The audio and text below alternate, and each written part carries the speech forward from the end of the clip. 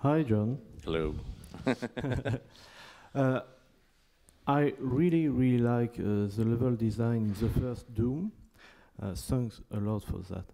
And what was the inspiration to make those maps, those mazes? What was, say that again? What was the idea? Yeah, the inspiration. What inspired you to do that, please?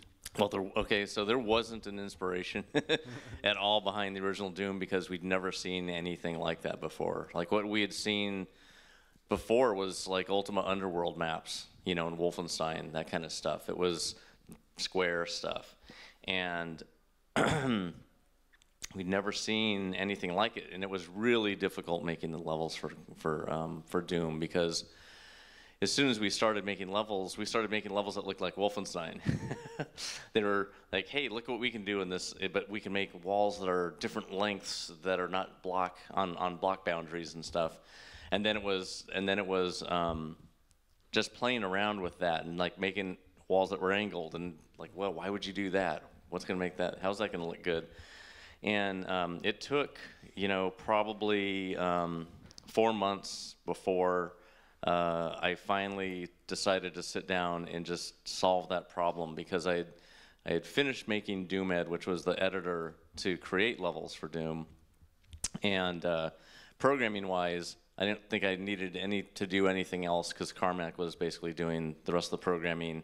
And then in August, when Dave Taylor came in, then he kind of mopped up the status bar and the intermission screens and the auto map. So before that point was AI and the architecture of the engine, the 3D renderer, the AI, and how all that worked, you know, on timers and everything, the sound, all that, networking at the very end. But when we were making the levels, Tom Hall was in charge of that, and he had an idea for, you know, what the levels were supposed to be, but when he was making them, it was turning out to be super boring. It didn't look good because it was a lot of just boxes. You know, it was just hard to get out of that design mode. And when I was done writing the editor, Tom was not, you know, he wasn't happy with what he was doing. You know, he wasn't really inspired by it. And the game was just beginning to get an identity, and Tom was not excited about that kind of game. Like, he's not a shooter person. He's Commander Keen. So he likes Keen. Doom was just kind of too much for him, too much blood, too much everything. So he wasn't as enthused as everybody else was. And when I was done with the editor, I basically said, okay, the big problem here is these levels. Like, we don't have a style. We don't know what we're doing. So I spent some time this one day coming up with what can I do in the engine that is going to look like no other game. That's going to look pretty cool. So I made a room that it ended up being an E1M2, and it's the room that you basically take the elevator down into. That's dark, you know, full of monsters and the really high ledges up top with the lights, with the imps up there. And after I made that, I thought it looked pretty cool, and I called the artists and stuff in. I said, check this out, and they went, oh yeah, you know, they basically said, yeah, that's it. And I said, this is what we're gonna do. Whatever this thing is, which is, we call it abstract level design, we're going to do that. We're not going to try and make it really look like a space base. It's going to have textures like a base, but the architecture is going to be whatever feels good for gameplay. And it can look totally crazy, but that's what we'll approximate a base. And then as we started making levels, then it was kind of, we need some rules for how we're going to do this. So the one most important rule was no area in the game can look like it was made in Wolfenstein, because if you did that, then you failed. Like, this new technology can do really cool stuff. So that was a rule that was established. And then later, when we were making Quake levels, the new rule was you can't have any room that looks like it could have been in Doom. So it was really helpful to push forward and have people go, that looks like you could have done that in Doom, you know. And then start throwing some cool ceiling stuff and, you know, skies and everything. So it was just coming out of the thought process of it's okay not to try to be realistic, but let's make it so it looks really cool and it flows really well when you're moving through it. And from there, then we just totally got that style, and it was quick. You know, we could basically quickly make levels after that point. And so we're pretty happy with the development after that. But it was really hard to get past the mental block of Wolfenstein's design and defining the rules for how we're going to do those levels.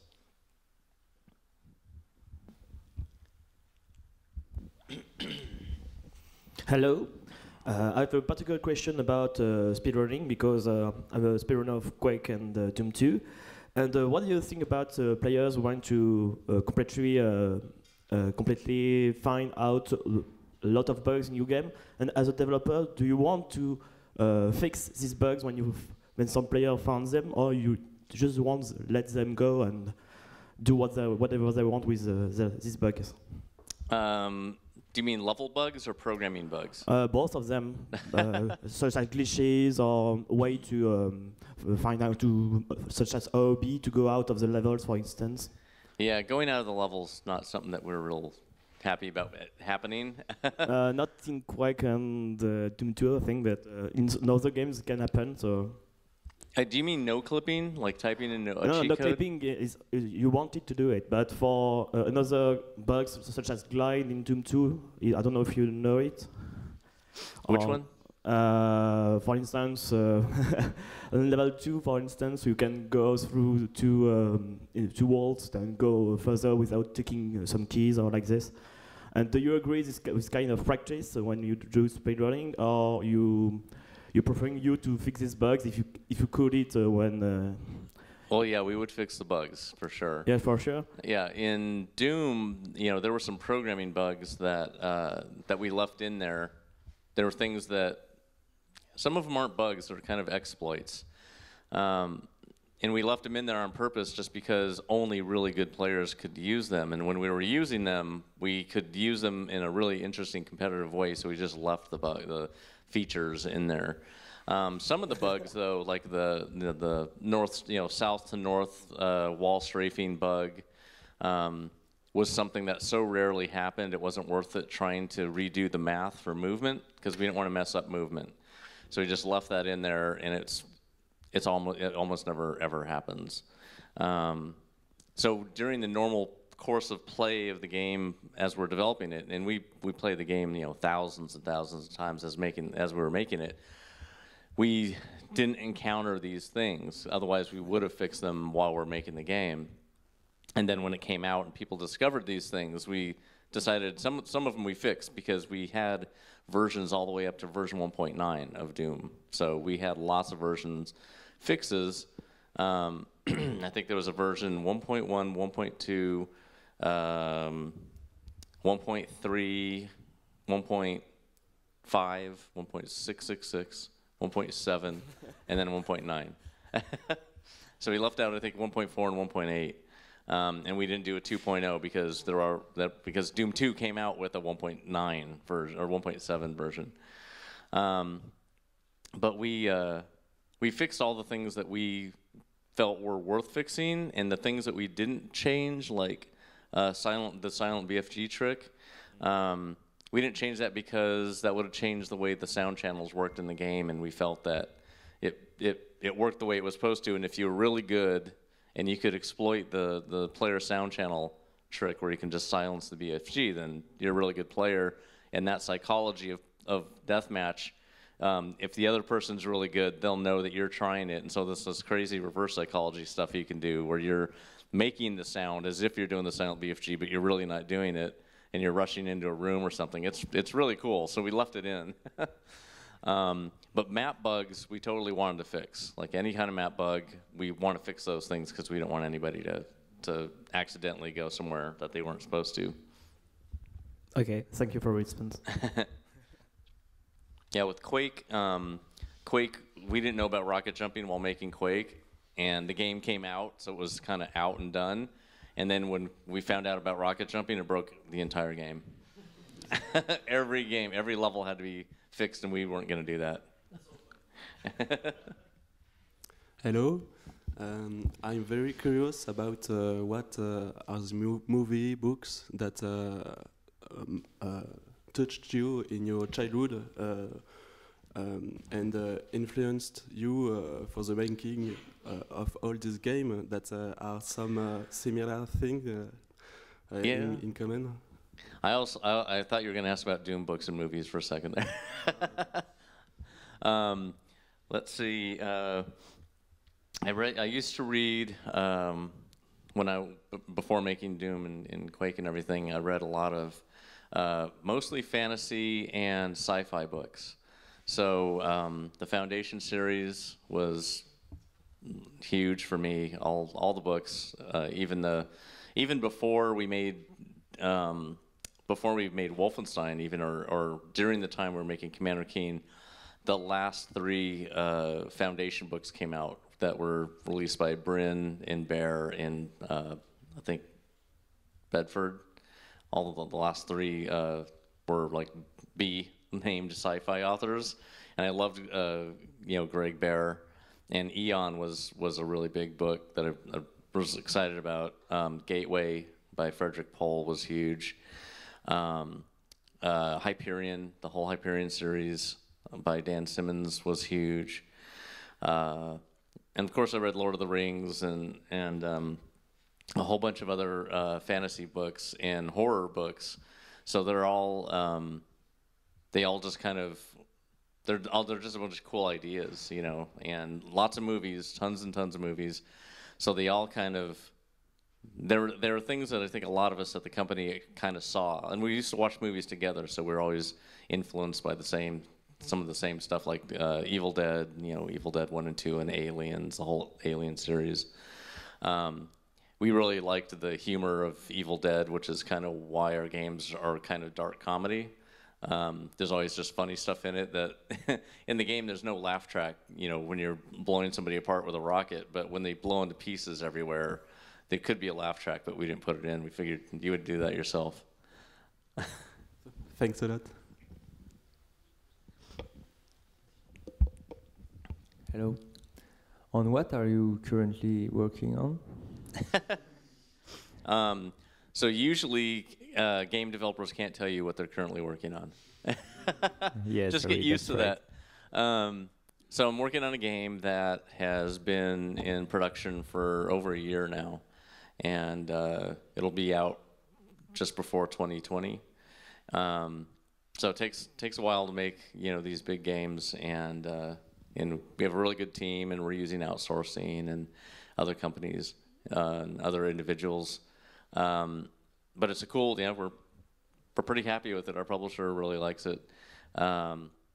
We also, this is something that's not normal, but we do game jams as well. So we like making games so much that we want to make more games. Even while we're making one big game, we want to put out more games. So individually, people at the company will do game jams, and there's so many that you can take part in, like Ludum Dare. There's one coming up all the time. They have Galway game jams where I live in Galway. There's one game a month. There's so many things that we're involved in that we take time to if we can do it on a weekend, when there's a big indie development event in town, we'll just take our computers there and spend all day making a game, or 2 days. And I think the last one we released probably last year. It's called July 4th, 1976. It was a 10-hour game, and it was just myself and one of my programmers, Ian Dunbar, and we had 10 hours with, they give you a theme of what you're going to make your game about, and I think it was charged. The word was charged, so we basically spent 10 hours making a super creepy adventure type game with tons of screens in it, which is not something you would figure someone would do in 10 hours, which is lots of content. You normally are going to just generate content procedurally somehow. And we decided we're going to go and actually make a ton of content that people would never expect, that this would be like 13 different screens in the game. 10 hours solid. It was insane. But we put it out on iOS and Android and desktop, Mac and Windows and everything just for free. Just as a this is like, why not? This was a good enough game jam thing that we could just put it out there and you could play it and finish it and all that kind of stuff. But we want the people in our company to get as much practice as they can making games and to be as creatively fulfilled as possible. So if they want to make more things, we totally let them, and we take part in it and help them out as well. So sometimes I don't have time to do entire indie game jams, but some of the people in the company will do it. They'll be doing a game together, and I'll go and do all the audio for it, or whatever I can do, just to contribute to it. But I think everybody likes the fact that we allow them to do that. Basically, no game companies let you do that, where you can just go ahead and make indie games and release them. Thank you.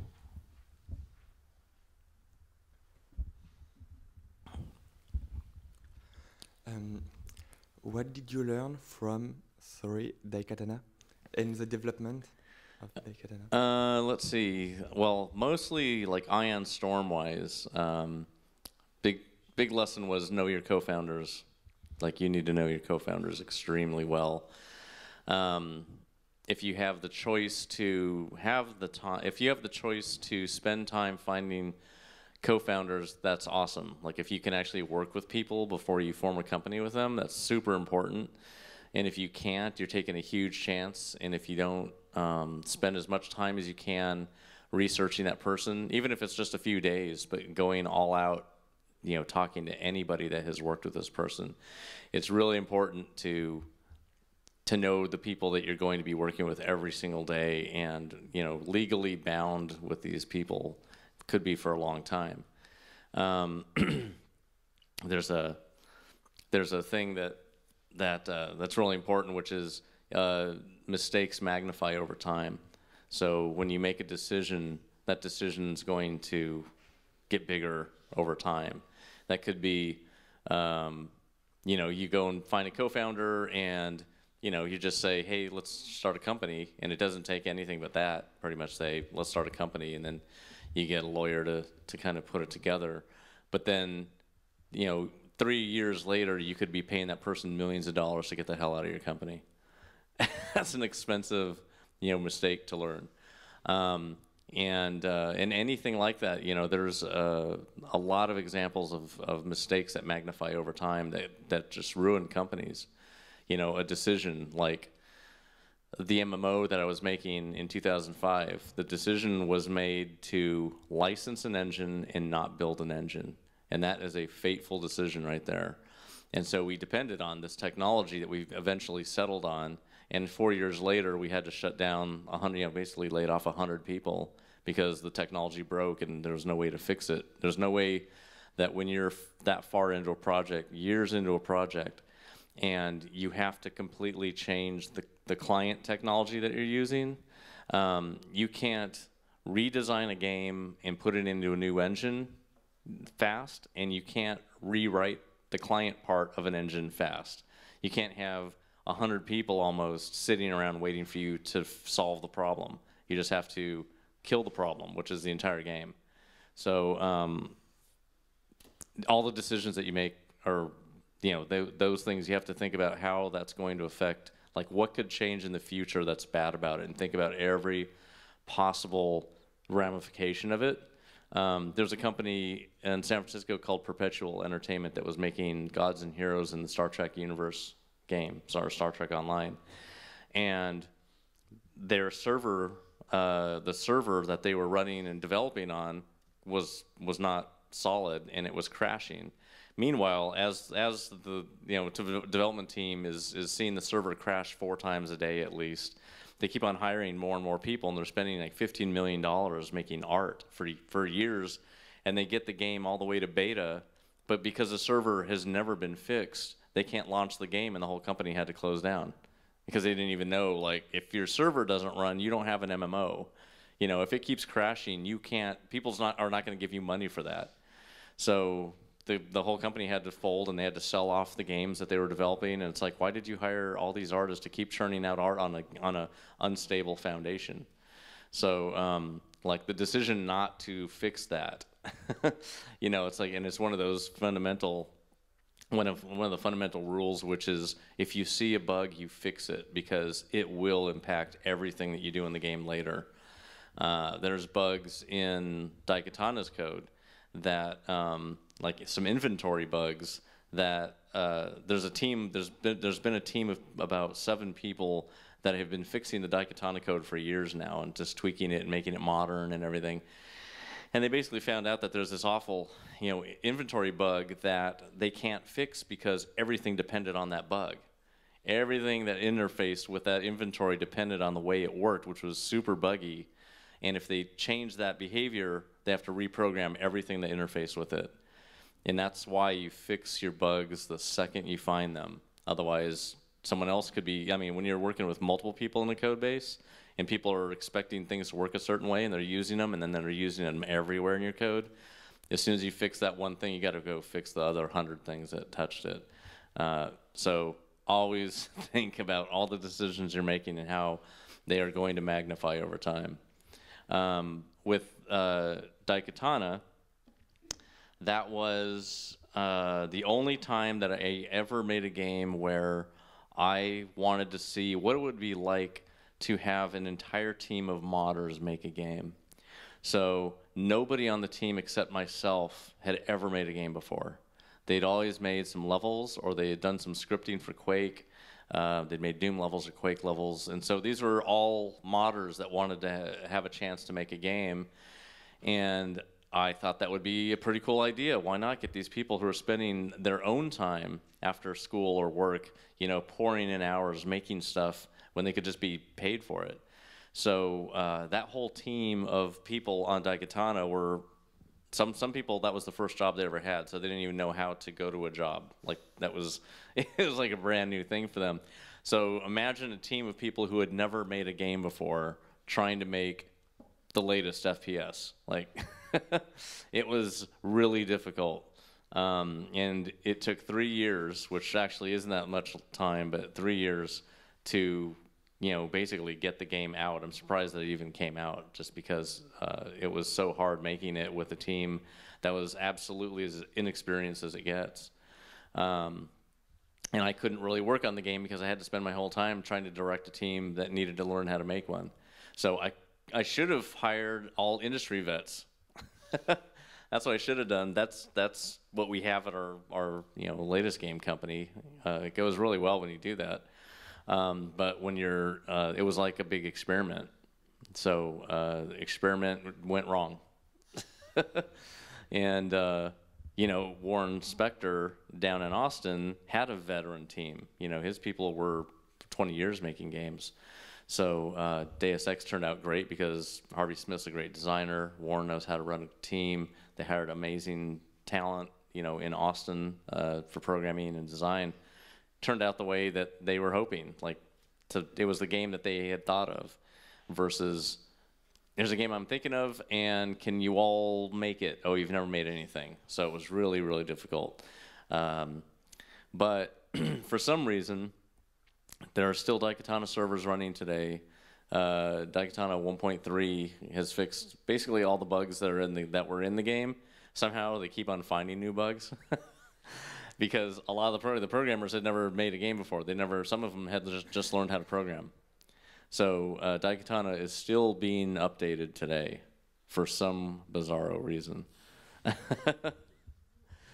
Thanks.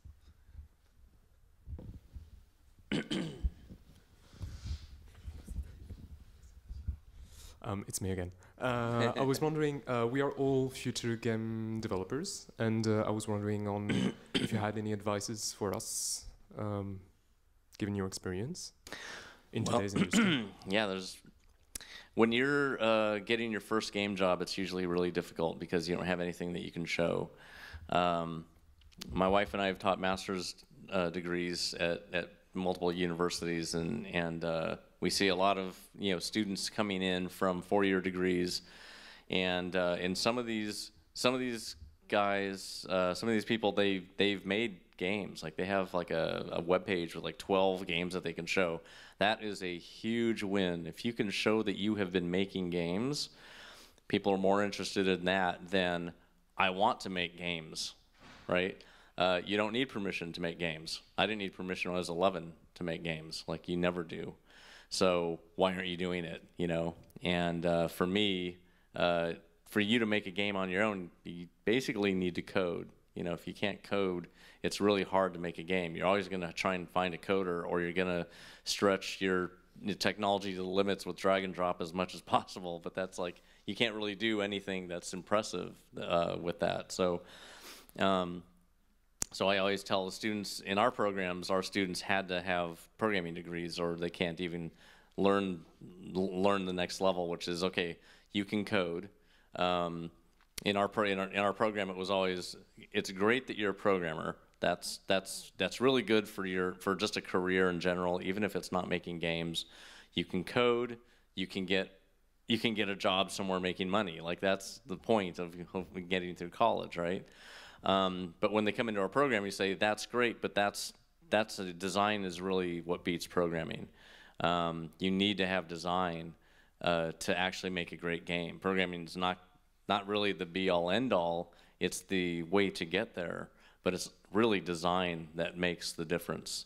So when they get into our program, it's all about design, and the programming is not a focus. It's like, of course you can code, because you can't make games if you can't code in our program. We did have mixtures of students who were not that good at programming, and some who were really, really good. And that was fine to get them in teams where everything was kind of balanced, but really it was like, design absolutely beats programming. If you don't have good design, it doesn't matter if you can code. You know, if you're the best programmer in the world and you're working on the stupidest game ever because the design is awful, no one's going to know who you are, and no one's going to know how good you are at programming because you made a horrible game. But if you have an amazing design and you can execute that design, then you win. So our advice the first day is, why aren't you coding? Why are you not coding right now? Keep coding, make games, make lots and lots of games, because by the time you get out, you need to show that you have games that you've made, not I'm coming to your company with a degree only and a head full of ideas, because your competition has the same thing. So you always have to think about, you're competing for positions that other people want as well, and how badly do you want it versus somebody else who's at home coding and making games. Even if they're not spectacular games, they're just games. They're there, and they're doing something different and showing that this person has a range. And so it's super important that you're making as many games as you can for that first job. And at the same time, the more games that you write, the more code that you have, and whatever the job is that you're trying to get in a game company, if it's a programming job, then I'd suggest that you print out as much code as you have into a programming portfolio and bring that to the programming interview, because nobody does that. Programming interviews are like a black box event where the programmers in the room are going to try and puzzle out who you are and what you know by asking you all kinds of obscure questions and doing whiteboard tricks. And if you can just show them on paper, here's what I can do, then you can skip a lot of the stupid stuff that's annoying, because they can actually ask you about what you've done and what your understanding is of the thing that they actually want you to do. You're showing them that you do that. And it's a huge help if you can come into a room and just drop a book of code on the table and let them look at it, and then they're like, wow, okay. Even if you have a laptop that you can project as well onto in a conference room where everybody can look at it at the same time, because a book is like one person at a time usually. So if you have a laptop and you're projecting your code up there, they can ask you questions. Why did you write that function that way? Why are you returning that? What do you expect to come out of? Why is that void? Like just all kinds of questions about why your code is doing what it's doing, and you being able to answer it because you did write that code is how you satisfy them and their curiosity about who you are and what you can do. So that's just another way of me saying you need to keep showing as much as you can of what you can do and what you know to get your first game job. So the more the better. And if you don't have anything to show, it's going to be difficult, because you're competing against people that actually already have been making games as well. You're not even first-year students. A lot of times you're just competing against an open position that they would fill with somebody who knows how to make something. And if you're a super talented junior, you know, that is sometimes more exciting to people than a person who's jaded and is not really creating. They're just executing. They're just making code. They're making what they're told. You know, that's not as it's super useful to have seniors that can solve issues, you know, very quickly.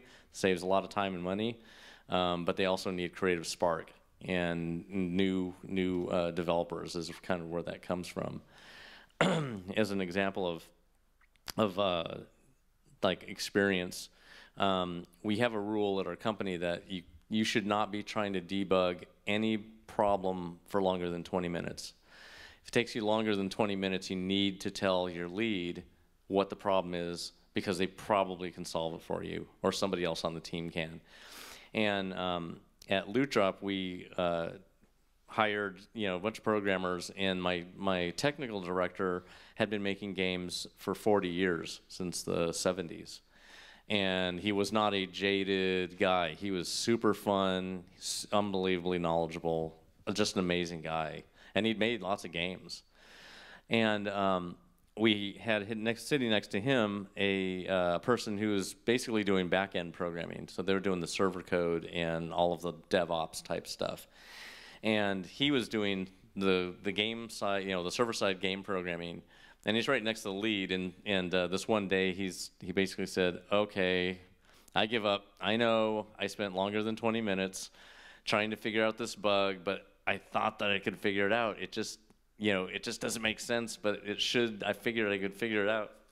And I'm like, I can't wait to hear this explanation for what this bug is. And so the technical director just like takes off his glasses, and he's like, "Okay, go ahead." So the guy basically is halfway through the sentence, and he just tells him what the answer is. He didn't even finish the sentence about what the problem was. It's something that happens so much that it was so burned in the solution. And he just said, "It's because you're not doing blah, blah, blah." And he's like, "Oh my God." And he jumped on the computer, and within just like 30 seconds, he fixed it and verified that it was fixed. And it was like, he's 45 minutes is gone because he didn't talk to the lead, who, you know, he thinks it's a different domain, but it's all programming. Just because it's a server-side thing doesn't mean that this guy's not going to know something about it. So anyway, that's like 40 years of experience. 16 years was the DevOps guy, and something that a 16-year vet couldn't solve half a sentence, the 40-year one just told him exactly what the problem was. I mean, experience goes crazy the longer that you're in the industry. You've seen everything, so you can solve so much stuff. As an example, during Doom, the very last day that we were releasing Doom, we had a bug in the game that basically the game locked up on random computers if you left them running for a long period of time. We would see the game just lock up, and we could bring up the menu, but the game wasn't moving around anymore. And we were launching the game that day. It wasn't like we weren't going to launch it. It's like, well, we could patch this, you know, if this is a problem. But we've never seen it while we're playing the game, ever. So John just thought about it, and he figured out exactly what it needed, what it must have been. So he just wrote a fix for it, and we ran it again on all the computers, and it didn't lock up. And then we went, well, that must have been it. It logically absolutely makes sense that that's why it happened, and it never did happen. Even after, you know, on the first release, that fix was in there, but it never happened ever, you know, since the game was released. That's in it. So he absolutely knew what the fix was.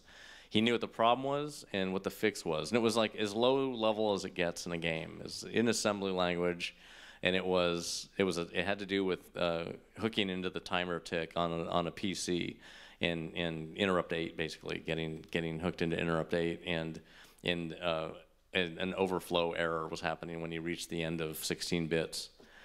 And so it was just like, it must be wrapping, and we can't check for a wrap when you're looking for the next timing event. You know, timing event over FFFF in 16 bits is not going anywhere. And so he was looking for something that didn't exist, and so he just fixed it so that would never happen again. But like that's what experience does. Like you can figure this stuff out. So anyway, I don't know how I got off on that. Thanks a lot.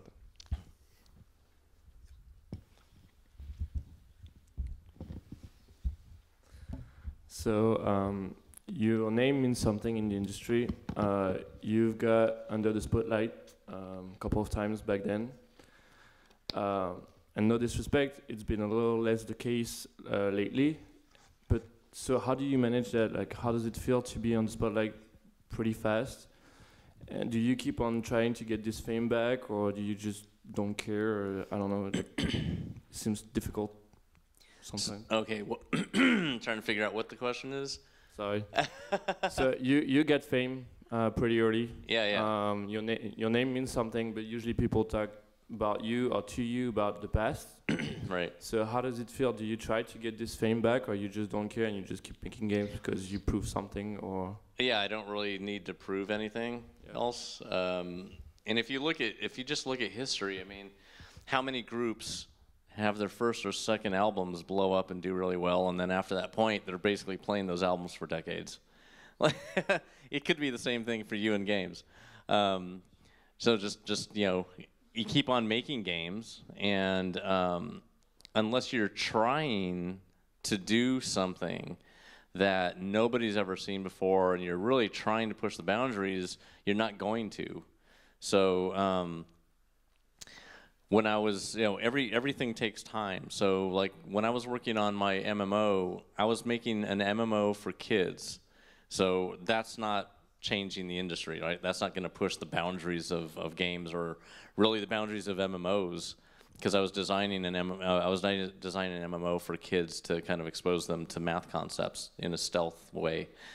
And so that was more of that's like a serious endeavor. It takes a huge organization to do that, with advisory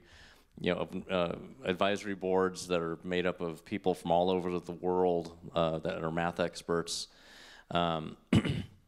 So that was 4 years. And then the year after that, where I didn't make a game, was like, that's 5 years. And so there goes 5 years of nobody knowing that they know I'm working on an MMO, but they don't know anything about it because we were stealth. And when it died, that was like, we're still not talking about it. And so there goes 5 years because I tried to do something. And it wasn't something that was going to be anything that any hardcore gamer ever cared about. Everyone thought I was making an MMO for hardcore gamers or whatever, and I'm making them for kids that are, you know, 6th grade math level, and so that was something that I chose to do because I thought it was important, and we founded a company around it, and you know, we got a lot of money because it was an important thing to try and do, and then after that, I saw Facebook was starting to get big, and so I decided I made a game, and that game was more successful than anything that I've made other than like Doom and Quake and Wolfenstein. It was hugely successful, but nobody heard about it because it's not a hardcore game. It was a totally casual game on Facebook, social game. So nobody really heard about it except people who played those kinds of games. And I actually back then, I'd gone to I've gone to like shows where there's a bunch of indie games on display, and I'm there, and I have 2 people, this woman and her son, and the son wants to ask me about Doom, and the woman wants to ask me about Ravenwood Fair because she's addicted to it, you know, and so she wants to ask me as much stuff about it, the development and everything. Because she wanted to know all the details and wanted to know the storylines of the characters and all that kind of stuff. And then the Doom guy wanted to know all about the game development for Doom. And so it's like 2 totally different worlds. And so that was a really huge game. I mean, that company blew up and got really big, and I was just consulting there just to make that game. But then I started a company after that. And of course, if you're making social games, you're not changing the world, right? Or you're not going to get respect. Like if I made Candy Crush, you still wouldn't care, right? Even if like that's the #1 game in the world because it's making billions of dollars, you still wouldn't care because it's Candy Crush. So people decide that they're going to care about what they like, and if you're not doing that thing that they like, then you're irrelevant. But I don't feel that way because I'm making whatever I feel like making. Because I like to do a lot of things. Before making FPSs, I made almost every kind of game that there was, and past that point as well. So when Daikatana was over, I started a mobile game company because mobile was going to happen. Like, it was going to get big, and that was in 2001 before the iPhone, and it was hard to do good things on those crappy phones. They were horrible, but really the thing that could happen back then was basically sell your mobile company to a bigger company that's trying to get into mobile, and that's what Jamdat did. They did it first, so it was like that happened and it was over. And in the educational space, Club Penguin sold for basically the same amount, $600 million. They sold, and they're finished. So when the big play happens in a market like that, it's hard for another big one to happen.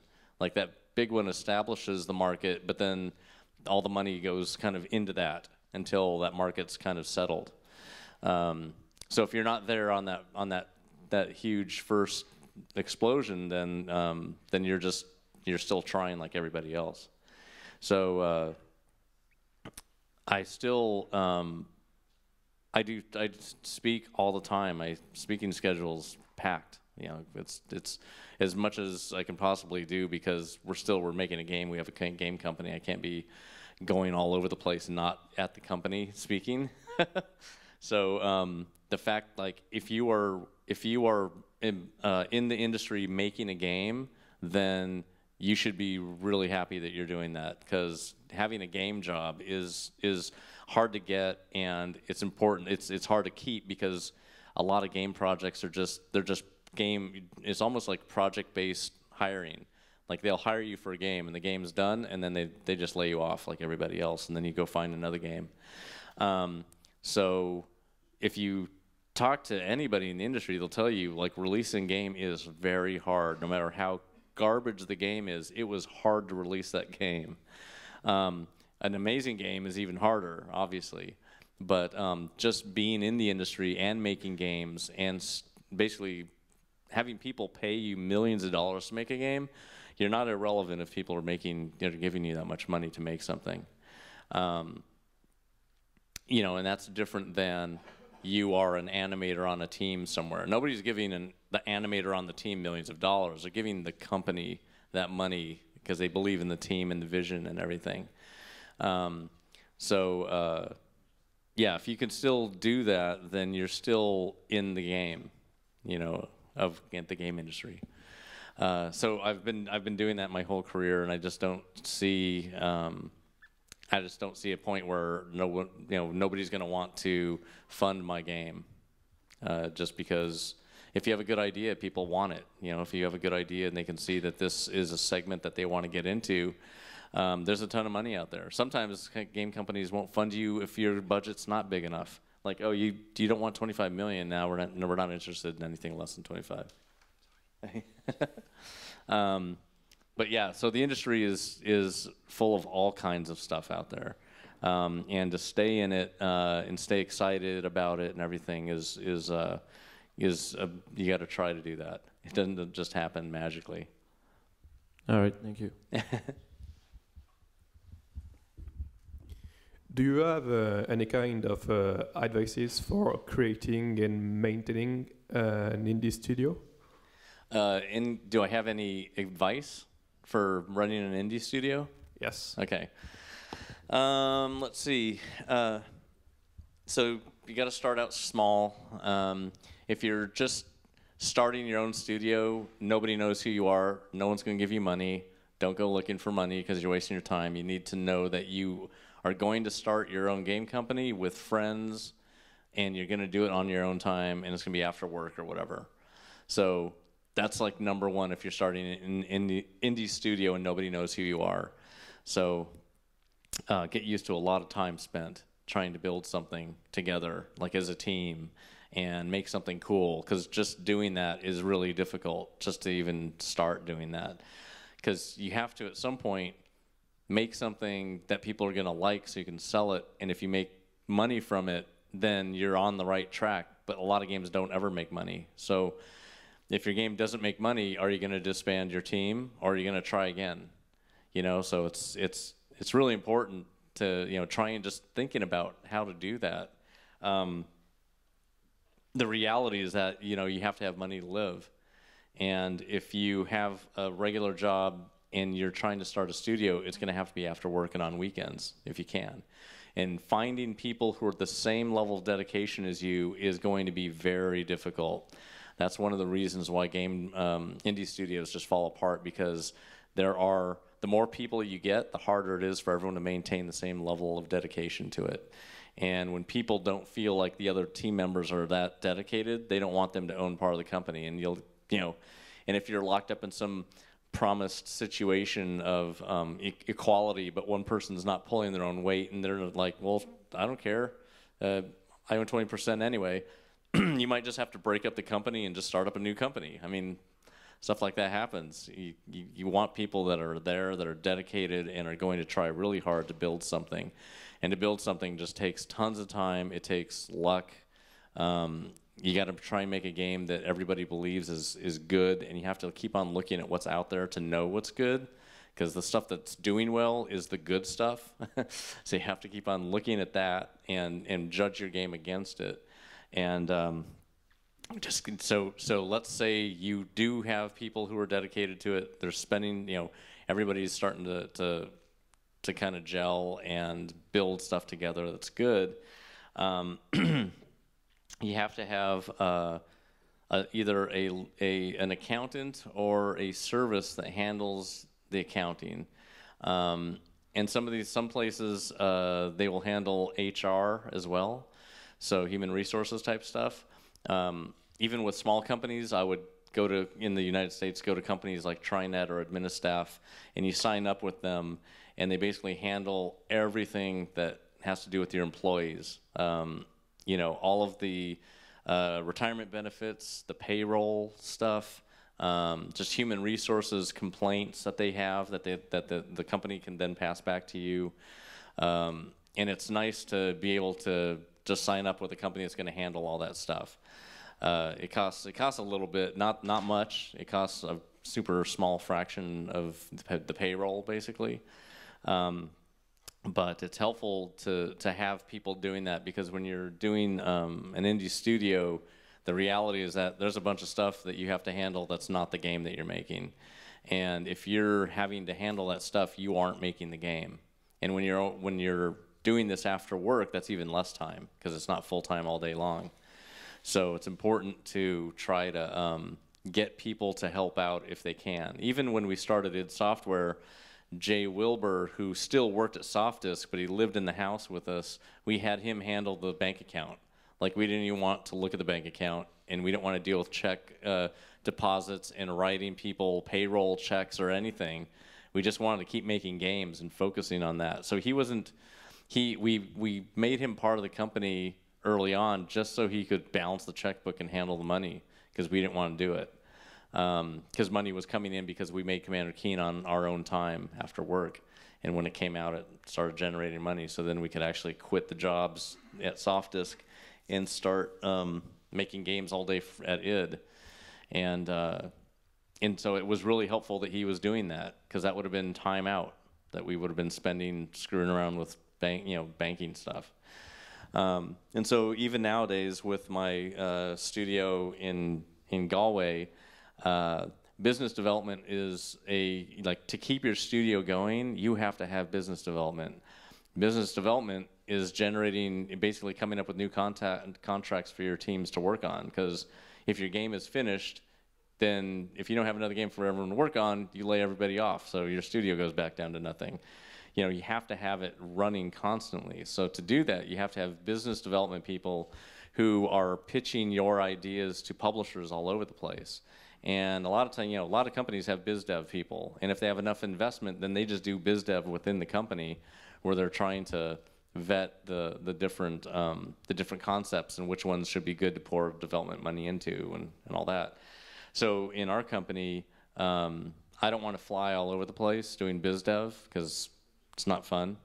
I like making games. So So we have agents that their name is DDM, and they're based in London and Los Angeles and the East Coast, and I think somewhere maybe in Hong Kong.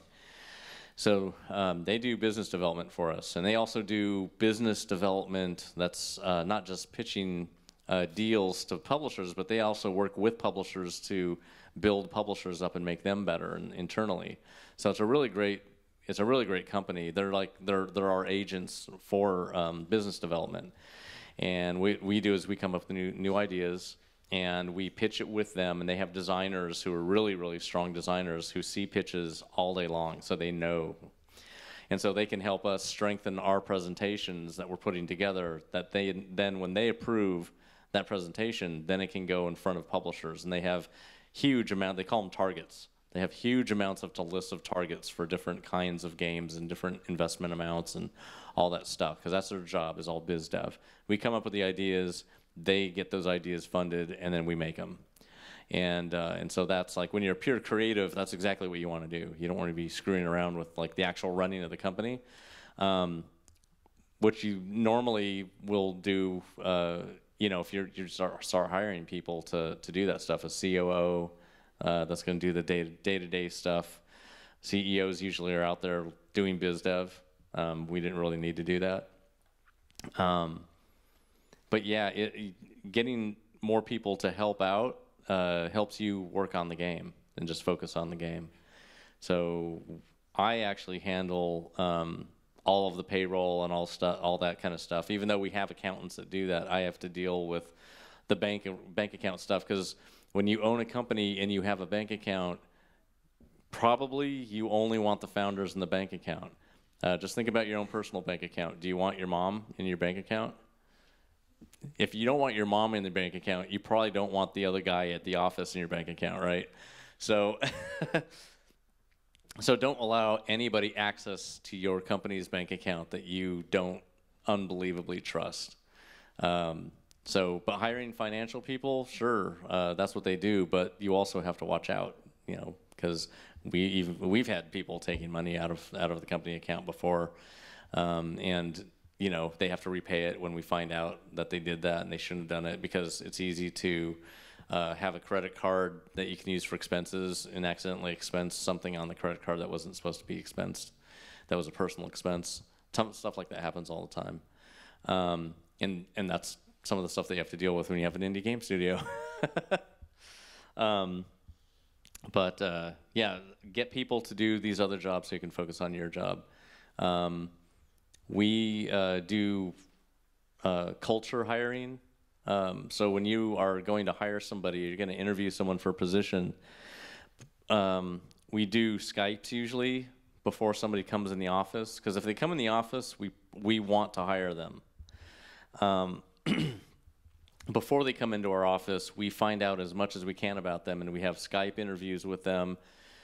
We contact people that they've worked with, and if those people, not the people that they say to contact, because those people usually always say good things. So you want to contact people that you know that they worked at this studio on this game, and you know someone that was at that studio. Call that person and talk to them. Don't do it through email, because emails can be forwarded and traced, and people don't usually start recording phone calls as soon as the phone rings. So just do any kind of sensitive stuff over just the phone. And because people don't want to tell you anything negative about somebody through email, because you could just forward it to the person and go, see why I can't hire you? Like, why would you do that? But no, you know, nobody's going to tell you anything bad through email. They'll say, oh, give me a call. Oh, you're asking about this person? Just give me a call. So vet everybody really well before they come into your office. And at that point, like, you already know that they're good. Like, you've seen their portfolio. If they're an artist, if they're a programmer, you've seen the games that they've written, and you've asked them what parts of the games that they've programmed, and asking, you know, a little bit more questions. They've done a code test. There's all kinds of different methods to interview people, like sound engineers. A lot of times when you interview a sound engineer, you would put together on one page a scene that you want them to do an audio test of. So you would have a descriptive scene that just says what's happening in the game, and then they give you an audio file that makes that sound like it's happening. and then you just compare everybody's results against each other if you have a lot of people going for the position, and just pick the one that you liked.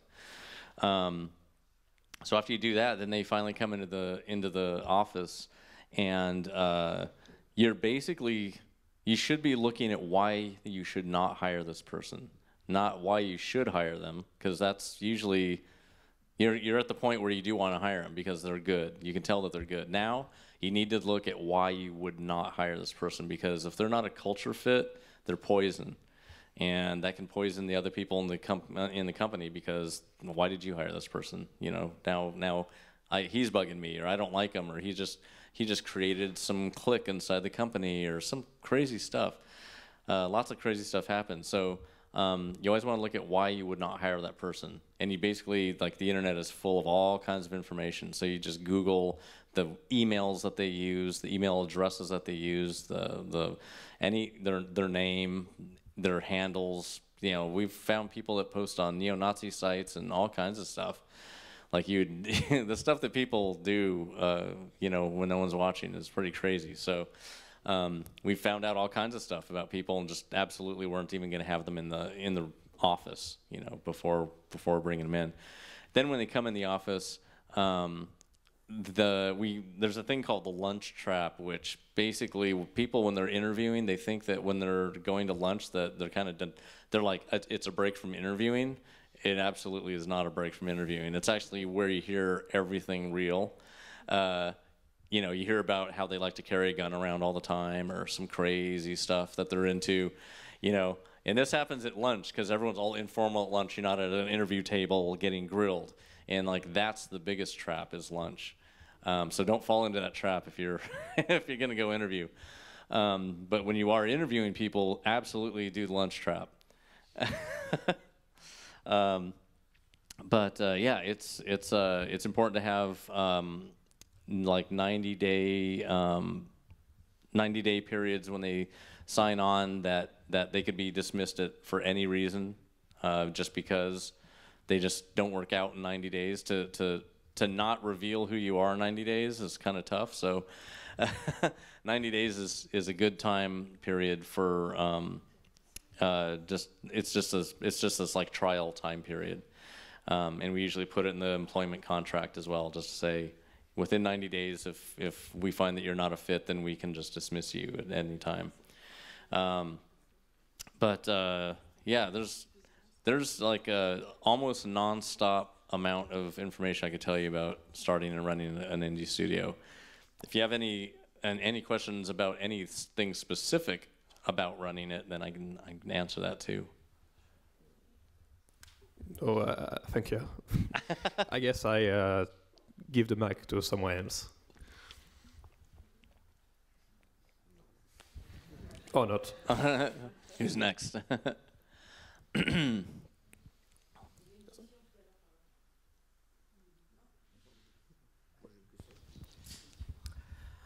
I have a question about the way to program games. Do you think later in 10 or 20 years we have to learn code to program games, or we can only do games without coding, without doing technical stuff? I think definitely you'll be making games without code before long. I mean, Blueprints with Unreal is kind of a step in that direction. And there's a lot of really good drag and drop functionality in both Unity and in Unreal 4. So that's super helpful for people to be able to make stuff. And as CPUs get faster, there's always going to be tools that will drain that CPU, like no matter what. Like Blueprints are a huge drain on the CPU. You can't really release a game with Blueprints in it. You need to convert those to C++. So you can make a game, without programming, but you need programming to make a game professional and fast and everything. There's always going to be jobs for the people who make the buttons that you click. That's one of the things that people always ask. Well, programming is going to be gone. It's like, well, how do you think that it got to that stage? People had to program it to get to that point. Those are the people with jobs. The people who are programming the tools that you're using are actually going to get paid. And they're using tools to make the stuff that they're making for you. Like, who made Visual Studio? where we use Unity. We could write Unity. It's just important to always know that there is a lowest level that will always exist. There's always somebody making the chips. And when in 20 years, the way you have coded games, how is different to code games now than before, in your point of view? Well, I mean, games started out in assembly language, and now we're looking at a lot of really cool high-level languages. So it's gotten much better. Even the high-level languages are now getting just-in-time compiled to assembly language, which is really amazing. So the languages are getting easier. I don't even know how you get easier than Lua. Lua is super, super simple. And in Swift, Swift 3, very, very simple, really powerful. So yeah, programming is getting easier if you don't want to know everything about a computer and how it works. Like, there are high-level languages that you can use to make a game, and it's so much easier than you think if you're not a coder and you think coding is all this math and all this garbage that you don't want to learn about. It actually isn't. Like, you get to choose the level of knowledge that you want to have about programming. If you want to be the super rare assembly language programmer, go ahead. You have to know everything else above that point to get down that far. But if you just are a designer who just wants to make a game and you want to control more of the game with programming, find an engine that has Lua. Lua is simpler than C#. And Corona is an example. Corona SDK is an example of a really amazing game engine for 2D games that's all Lua based. And every line that you write does something on the screen. It's so easy, just displaying graphics and moving them and all that. And then you find out, like, wow, programming actually isn't that difficult. You just thought it was. Okay, thanks. Okay, time to leave the room. All right.